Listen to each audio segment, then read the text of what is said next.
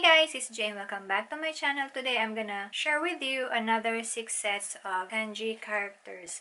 So our first kanji for this lesson is this kanji. 1, 2, 3, 4. So there are 4 strokes. 1, 2, 3, and 4. The onyomi of this Chinese character is shu, and the kunyomi are ta or te. Guys, what are the words that include te? We have tegami or letter. What else? Tehon. Guys, the onyomi of this kanji, our next kanji is so, and the kunyomi is ashi.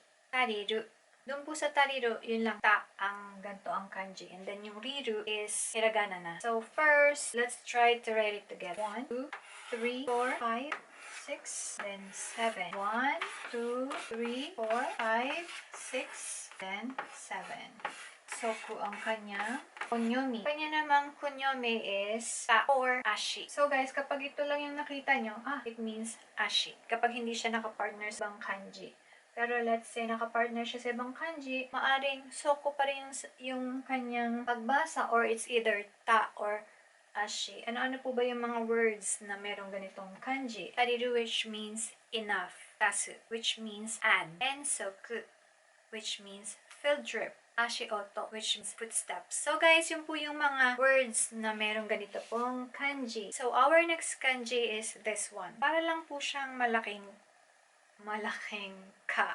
Okay, so this is our next kanji. 1, 2. The onyomi of this kanji is ryoku and riki. Kunyomi is chikara, means power. Yes, chikara. So kapag nakita niyo siya ng ganyan lang, nang wala siyang partner, ang basa sa kanya is chikara. Sometimes po yung chikara, ano siya, pangalan ng tao. Hindi ko lang po alam kung ang kanji is the same na ganitong kanji. Our next kanji is this one. There are only 2 strokes. So, 1 and 2. Onyomi of this kanji is jin or nin, which means people. Again po, the onyomi of this kanji is nin or jin. And the kunyomi of this kanji is hito. Again po, yung hito, nin, jin, yun po yung mga salita na means person or people. So, ano po ba yung mga words na merong ganito? Merong nin, hito, or jin. Jinsei means life. Eiji, master. Ningyo, doll. Ningen, human. So guys, yun po yung mga salita na merong ganito pong kanji. So guys, yan, malapit na po tayong matapos. So our next kanji is this one. Ang kunyomi po nitong ating next kanji na isusulat ko po dito ay otoko.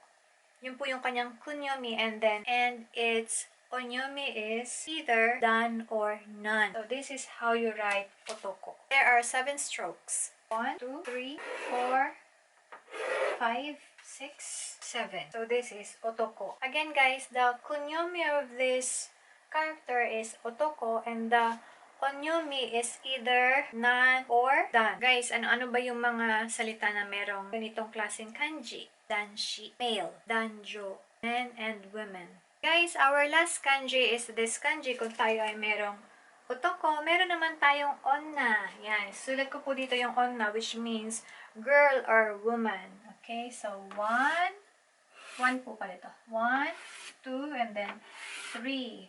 Yan. Yan po. Yan ang ating last kanji for today's video. Yan. Ano po ba ang kanyang onyomi? Ang kanyang onyomi is jo, nyo, or nyo. And then, ang kanyang kunyomi is onna. So, guys, ito po is otoko, onna. Otoko, onna.